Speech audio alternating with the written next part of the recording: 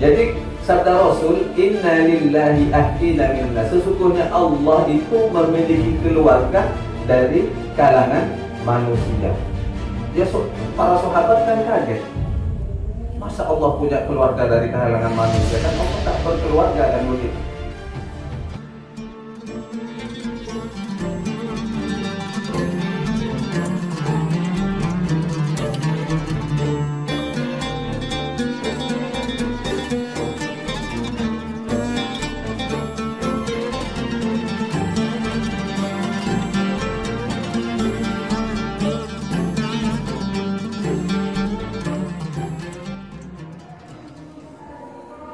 Assalamualaikum warahmatullahi wabarakatuh.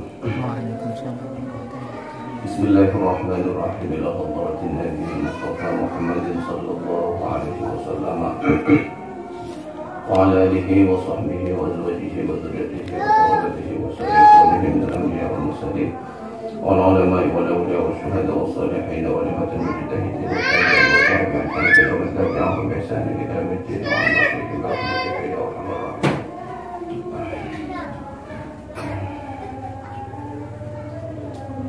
وإلى حضرته أبي زكريا يحيى بن شرف لنا والشافعي شيخنا خالد بن عبد اللطيف المكلم وشيخنا هاشم الشافعي شيخنا عبد الرحمن شمس العظيم وشيخنا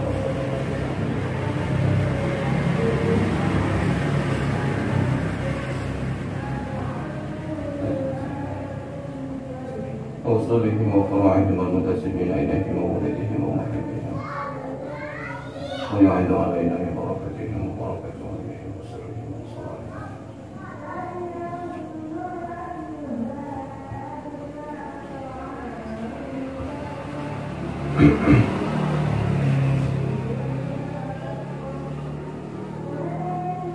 الفاتحة. أعوذ بالله من الشيطان الرجيم. بسم الله الرحمن الرحيم.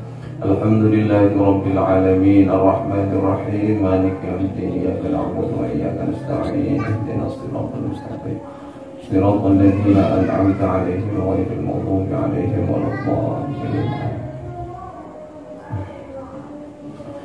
بسم الله الرحمن الرحيم.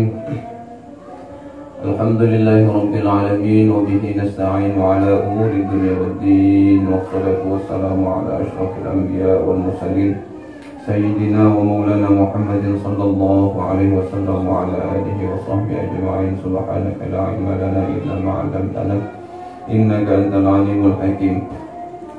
رب اشرح لي صدري ويسر لي أمري واحلل عقدة من لساني يفقهوا قولي. اللهم ارزقنا فهم النبيين وحفظ المرسلين وإلهام الملائكة المقربين. اللهم إنا نستودعك جميع ما حفظناه وما نحفظه من العلوم والمعارف حتى ترده علينا في وقت احتياج إليه. لا حول ولا قوة إلا بالله العلي العظيم.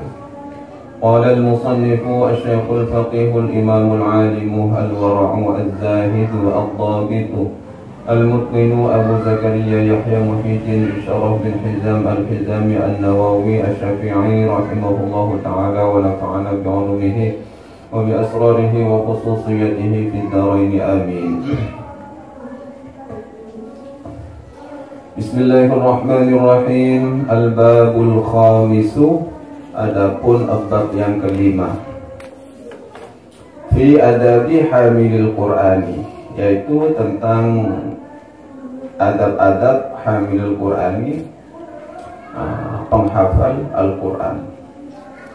Jadi di bab yang kelima ini kita membahas adab-adab hamilul Quran, yaitu adab yang khusus bagi para penghafal Al-Quran. Qad taqaddama jumalun minhu fil babil ladzi qabla hadha. Qad taqaddama, sungguh telah mendahului, jumalun, beberapa jumlah, minhu, daripada jumlah itu, fil babi, di dalam bab, alladzi, yaitu bab, qabla hadza, yang telah dijelaskan sebelum bab ini. Jadi tentang etika bagi para penghafal Al-Quran itu sebenarnya sudah disinggung dari bab sebelum ini, kata Imam Nawawi. Jadi sudah banyak penjelasan-penjelasan. Itu diantaranya kan penjelasan tentang adabul muallim dan adabul muta'allim. Ini etika. Dan juga wa min adabihi ayyakuna ala akmalil ahwali wa aqramis syama'ili. Wa min adabihi, dan diantara adab-adabnya penghafal Al-Quran, ayyakuna, yaitu hendaknya ada siapa penghafal Al-Quran, ala akmalil ahwali, atas kesempurnaan kondisi, wa akramis syama'ili, dan paling mulianya karakter. Jadi diantara etika yang ditekankan oleh Imam Nawawi kepada para penghafal Al-Quran adalah penghafal Al-Quran itu harus memiliki kondisi yang paling sempurna. Artinya ahwal ini, kondisi yang paling sempurna adalah dalam hal apapun dia harus bersikap sesuai dengan profesinya sebagai penghafal Al-Quran. Dalam hal apapun itu.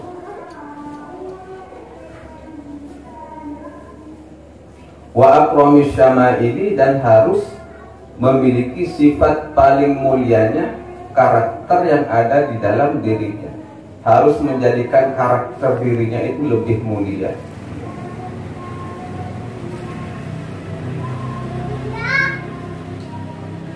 Wa ayyurfa'a nafsahu an kulli ma nahal Qur'an anhu ijlalan lil Qur'an. Wa ayyurfa'a, dan hendaknya, seharusnya bagi penghafal Al-Quran itu ayyurfa'a nafsahu, senantiasa mengangkat nafsahu kepada dirinya, angkuli, dari tiap-tiap ma sesuatu naha yang telah melarang Al-Quranu, apa? Al-Quran, anhu, dari ma, ijlalan, sebagai bentuk penghormatan lil Qur'ani, kepada Al-Quran.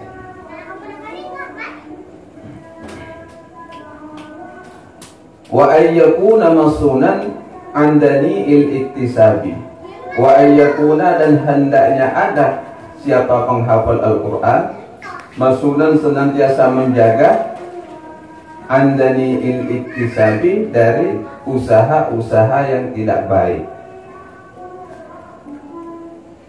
Jadi ini adab-adab yang harus dimiliki oleh penghafal Al-Quran. Harus mengangkat dirinya, mengangkat di sini maknanya menjaga dirinya dari setiap apapun yang telah dilarang oleh Al-Quran. Menjaga, jangan sampai terjerumus ke dalam sesuatu yang telah dilarang oleh Al-Quran. Jadi apapun yang dilarang oleh Al-Quran, yaitu harus dihindari. Kenapa demikian? Ijlalan lil Quran, itu adalah bentuk penghormatan terhadap Al-Quran. Dan juga senantiasa menjaga dirinya dari usaha-usaha yang tidak baik.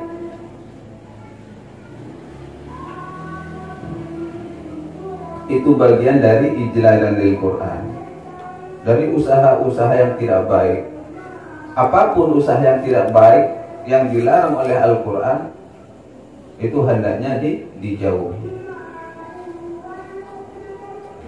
Syarifan nafsi, dan juga selanjutnya sebagai adab bagi penghafal Al-Quran, yaitu syarifan nafsi, hendaknya senantiasa memuliakan dirinya.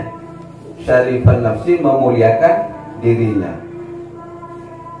Apa bentuk ini? Maksudnya seperti apa memuliakan dirinya? Bagaimana caranya? Yaitu murtafi'an 'alal jababirati, yaitu senantiasa mengungguli, murtafi'an, senantiasa mengungguli, 'alal jababirati, atas orang-orang yang sombong, wal jufati, dan orang-orang yang keras kepala, min ahli dunia, dari orang-orang yang pecinta dunia. Jadi orang-orang penghafal Al-Quran, kata Imam Nawawi, harus memiliki sifat syarifan nafsi, menjaga dirinya dengan memuliakan dirinya dengan cara tidak merasa minder terhadap orang-orang jababirah. Sombong di sini dimaksudkan dengan dimaknai bisa dengan orang-orang yang memiliki pangkat-pangkat yang secara keduniawaan itu tinggi. Pangkatnya mungkinlah pejabat, titelnya ini itu macam-macam. Itu hendaknya seorang penghafal Al-Quran tak perlu minder terhadap orang-orang yang seperti itu. Apalagi orang itu jufa, keras kepala. Atau apa jufa ini? Suka meremehkan agama, suka menghina agama, menghina kalamullah. Nah, disinilah para penghafal Al-Quran itu harus menampilkan dirinya sebagai orang yang memiliki jiwa yang luhur dengan mengungguli mereka. Jika mereka menyombongkan diri, ya sombongi juga. Karena pembahasan yang sebelumnya at-takabbur 'alal mutakabbir shadaqah. Menyombongi orang sombong itu, sombong kepada orang sombong itu bagian dari shadaqah.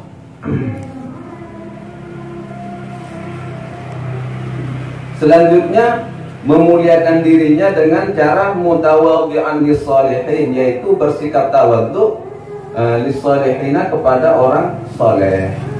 Mutawadhi'an bersikap tawadhu, merendahkan diri ya, menghargai ya, lis-shalihina kepada orang-orang yang soleh. Wa ahlil khairi, dan juga kepada orang-orang yang senantiasa berbuat baik. Wal masakin, dan terutama juga kepada orang-orang miskin. Ini anjuran. Jadi bisa diambil kesimpulan bahwa memuliakan dirinya itu ada dua bentuk. Memuliakan dirinya dengan bersikap sombong sesekali dan bersikap tawadhu sesekali, begitu. Jadi harus tidak senantiasa bersikap tawadhu terus. Ada kondisinya, ada waktunya. Tidak bersikap sombong terus, itu ada posisinya. Harus paham dengan situasi dan kondisi. Artinya jika ketemu dengan orang sombong yang mengunggulkan dengan titel-titel keduniawiannya, maka harus mengungguli dengan hal seperti itu. Bersikap sombong itu tak masalah gitu, terhadap orang-orang yang terlalu menyombongkan diri dengan mengunggulkan titel keduniawiannya. Ungguli juga. Sebaliknya, memuliakan diri dengan memiliki sifat tawadhu. Tawadhunya terhadap siapa? Ya terhadap orang soleh, kan begitu. Terhadap orang yang senantiasa melakukan kebaikan dan juga orang miskin. Cuma pertanyaannya sekarang bagaimana ini jika ketemu dengan sebuah fenomena ada pejabat tapi soleh gitu. Kan gitu. Ada pejabat tapi soleh. Bagaimana cara menilainya? Harus bersikap sombongkah atau bersikap tawadukah? Kan begini. Yang ditekankan adalah jika dia benar-benar orang soleh tapi memiliki jabatan, ya tetap yang dinilai kesolehannya. Bersikap tawaduk pada pejabat yang soleh itu diperbolehkan. Selain kesolehannya, karena di lain itu Allah menganjurkan ati'ullah wa ati'ur rasul wa ulil amri minkum. Dan pun apa bentuk dari kebijakan dari jabatan tersebut itu patut untuk diikuti. Karena tak mungkin ya orang soleh jika jadi pejabat, jika soleh ini dia bersikap sewena-wena. Apalagi kepada orang miskin. Orang menghafal Al-Quran itu tak boleh semena-mena terhadap orang miskin. Harus tetap bersikap tawadhu. Kenapa demikian? Karena Rasulullah sangat mencintai orang miskin. Itu bagian dari isi Al-Quran. Bahkan di antara doa Rasulullah, di antaranya Allahumma ahyini miskinan wa amitni miskinan waj'alni fi zumratil masakin. Ini diantara doa Rasulullah. Pernah Rasulullah berdoa seperti itu. Ya Allah, hidupkanlah aku dalam keadaan miskin dan matikanlah aku dalam keadaan miskin. Waj'alni, dan jadikanlah aku fi zumratil masakin, di dalam kelompoknya orang-orang miskin. Mau berdoa begitu kalian? Siap. Tapi jangan hanya dilihat dari doanya, tapi dilihat dari intinya dan isinya. Mengapa Rasulullah berdoa seperti itu? Karena orang yang sering kali teraniaya, terzalimi, tertekan, terintimidasi, biasanya doa itu lebih diterima oleh Allah. Tertekan oleh rasa lapar, sehingga di saat dia berdoa, maka doa itu cepat dikabul. Makanya Rasulullah biasanya mengajarkan kepada umatnya itu dengan sering berpuasa. Jadi ini anjuran kepada penghafal Al-Quran. Dan terus kalau diundang oleh orang miskin, harus segera didatangi. Karena ini bagian sikap tawadhu, sebagai bentuk implementasi pelaksanaan dari apa yang telah diajarkan oleh Rasulullah SAW. Jadi tak perlu membeda-bedakan. Pas ngonceng orang soki ke puru, pada ngasih ngonceng orang tak andi, malaikat sama mana. Harusnya begitu diundang oleh orang yang mungkin ya bahasanya miskin ya, itu lebih didahulukan. Ini bagian dari bentuk ijlal Al-Quran sebagai bentuk mengagungkan terhadap Al-Quran. Wa ayyakuna, dan hendaknya ada siapa penghafal Al-Quran mutakhasyian, memiliki sifat yang khusyuk, anteng, dan sakinatin, yang memiliki sikap tenang, wa waqarin, dan berwibawa. Ini anjurannya. Faqad jaa'a an Umar bin Khattab radhiyallahu anhu annahu qala, faqad jaa'a, sungguh-sungguh telah datang, an Umar bin Khattab, dari Sayyidina Umar bin Khattab radhiyallahu anhu, annahu, sesungguhnya Sayyidina Umar bin Khattab qala, telah berkata. Siapa Sayyidina Umar? Apa kata Sayyidina Umar? Ya ma'syarul qurra, irfa'u ru'usakum faqad wadaha lakumut tariq, fastabiqul khairat, la takunu iyalan 'alan nas. Ya ma'syarul qurra, wahai orang yang suka membaca Al-Quran, wahai para pembaca Al-Quran, atau wahai para penghafal Al-Quran. Irfa'u ru'usakum, angkatlah kepala kalian. Irfa'u, angkatlah oleh kalian, ru'usakum, akan kepala-kepala kalian. Faqad wadaha, karena sungguh-sungguh telah jelas, lakum, bagi kalian, at-tariq, jalan. Jadi maksud irfa'u ru'usakum di sini bukan senantiasa mendongakkan kepala secara arti ya, tapi secara namanya?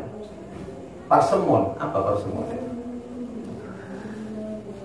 Artinya begini, kalian ini sebagai penghafal Al-Quran ini tak perlu minder, maksudnya begitu.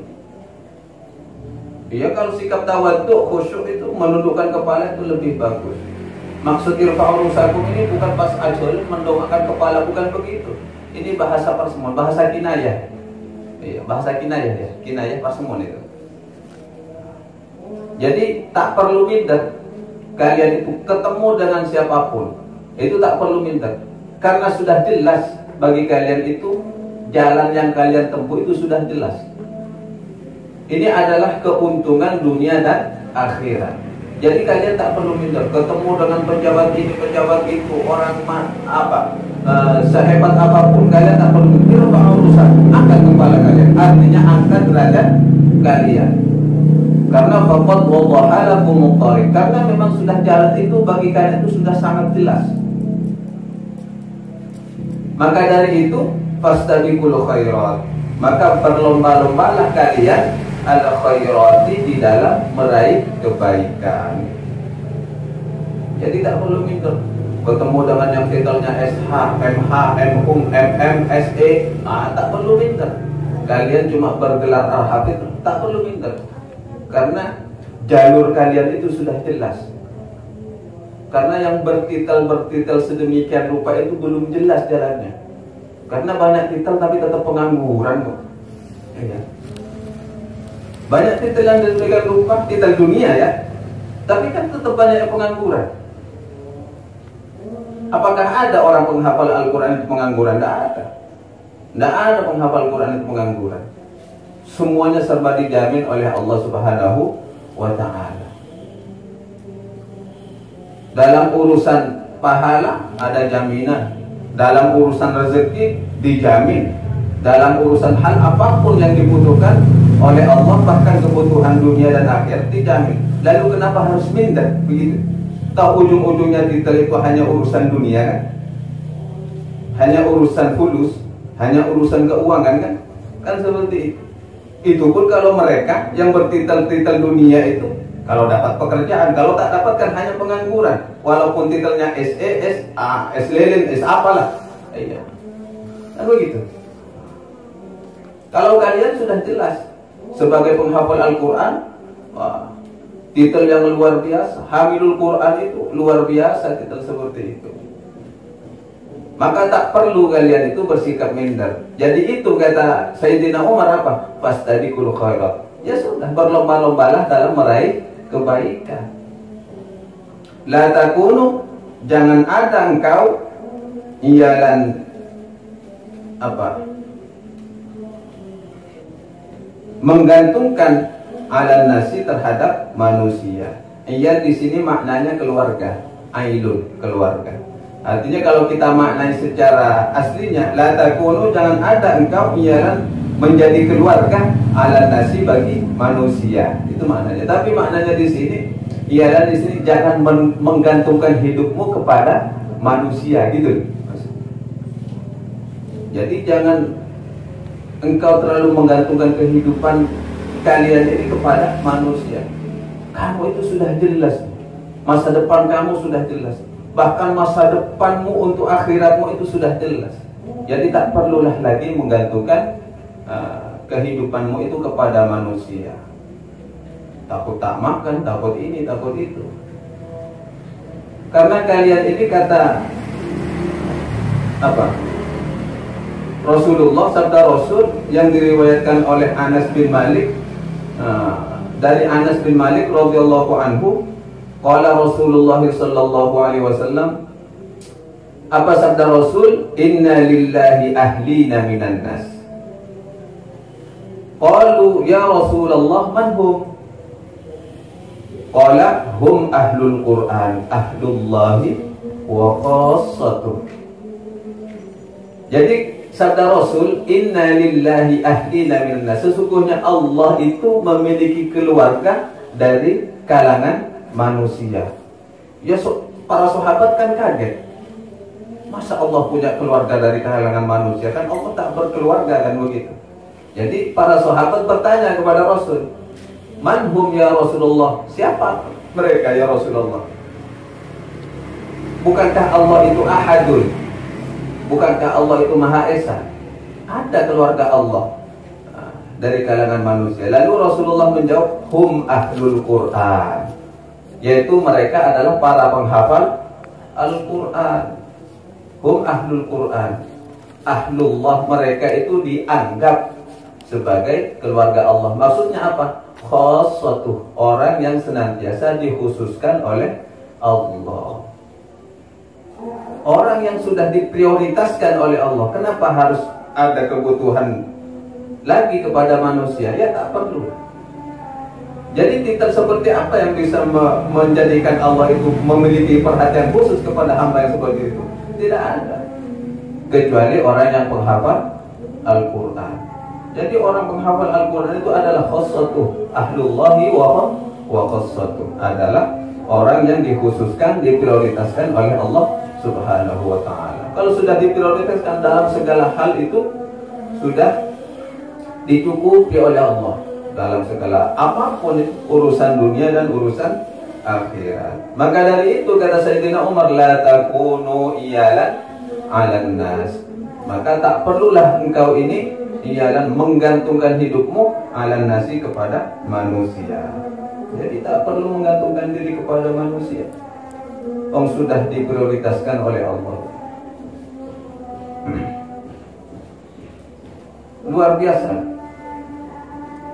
Jadi tinggal mengistiqomahkan saja, mengamalkan saja apa-apa yang telah Allah titipkan di dada kalian sebagai penghafal Al-Quran. Wa an Abdullah bin Mas'ud radhiyallahu anhu qala, dan dari Abdullah bin Mas'ud radhiyallahu anhu, dari sahabat Abdullah bin Mas'ud radhiyallahu anhu qala telah berkata siapa Abdullah bin Mas'ud, apa kata Ibnu Mas'ud, yang bagi li hamilil Quran ayyu'rafa, atau bisa dibaca ayya'rifa, ayyu'rafa bilailihi idzan nasu naimun. Yang bagi seharusnya, kata Abdullah bin Mas'ud ini, seharusnya li hamilil Quran, bagi para penghafal Al-Quran, ayyu'rafa, hendaknya apa? Ayyu'rafa, menandai bilailihi, terhadap kepada waktu malamnya, idzan nasu naimun, apabila manusia yang lain sudah pada tidur. Idzan nasu, apabila ada manusia naimun, mereka tidur.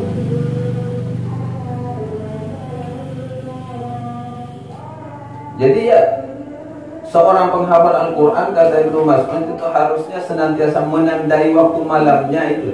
Menandai dengan apa? Ya tentunya ya harus istiqomah sholat malam. Karena isi Al-Qurannya seperti itu anjurannya. Kanu qalilan minal laili ma yahja'un wa bil ashari hum yastaghfirun. Ini anjurannya Al-Quran. Kanu, ada mereka, qalilan, sangat sedikit, minal laili, daripada waktu malam itu, yahja'un, mereka tidur, wabil ashari, dan pada waktu sahur, ya sepertiga malam akhir ya, waktu sahur kan sepertiga malam terakhir kan, yastaghfirun, mereka senantiasa memohon ampun kepada Allah. Artinya harus mengambil sedikit tidur pada waktu malam. Harus ditandai dengan seperti ini loh, kata Abdullah bin Mas'ud. Abdullah bin Mas'ud ini kan diantara salah satu sahabat yang paling dibanggakan oleh Rasulullah. Karena saking istiqomahnya beliau, hafalannya luar biasa, bacaannya pun bagus. Bahkan seringkali Rasulullah meminta kepada Abdullah bin Mas'ud untuk membacakan ayat-ayat Al-Quran di hadapan Rasulullah Sallallahu Alaihi Wasallam. Jadi Rasulullah suka mendengar bacaan-bacaan dari yang biasa dibaca oleh Abdullah bin Mas'ud. Jadi Hamilul Quran harus menandai dirinya dengan seperti itu pada waktu malamnya. Anjuran, bukan kewajiban, tapi anjuran. Tapi kalau anjuran dilakukan, itu bagian dari pengamalan kan. Sebagai penghafal Al-Quran, banyak anjuran di Al-Quran itu.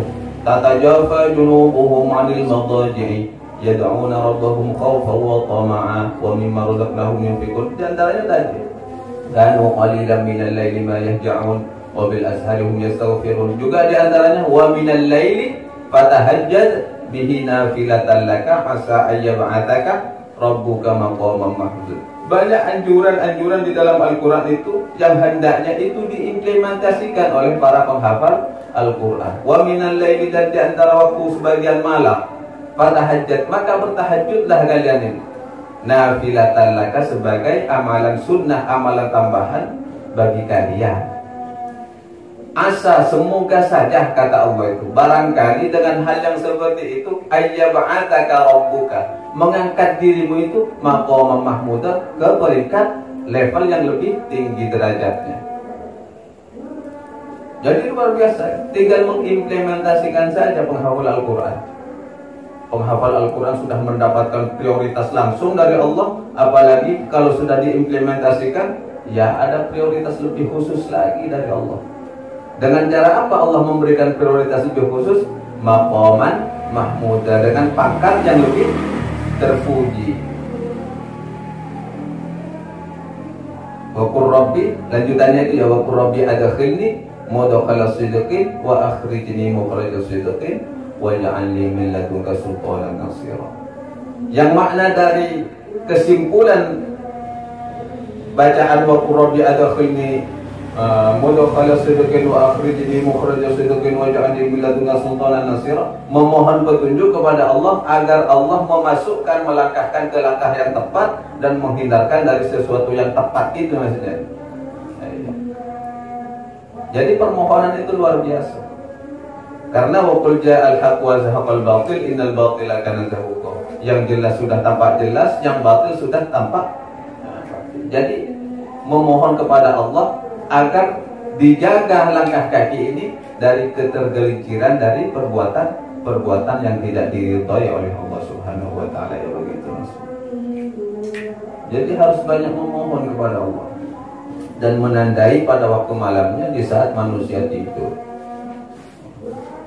Jadi ulama-ulama dulu, para sahabat bahkan kalau siang berperang ya, kalau siang kan berperang ya, entah macam-macam perang, mulai dari perang Badar, perang Khandaq dan banyak perang. Memperjuangkan Islam. Capek kan kalau siang itu perang. Malam itu mereka tidak santai-santai tidur. Mereka itu ya qalilan minal laili ma yahja'un, sedikit sekali mengambil pada waktu malam untuk tidur, hanya untuk sekedar mengistirahatkan saja. Bahkan pernah ada sebuah cerita, Sayyid Muhammad ini saking mengamalkan kepada Al-Quran, waktu istirahat dalam sehari semalam beliau ini memiliki cuma waktu 2 jam. 2 jam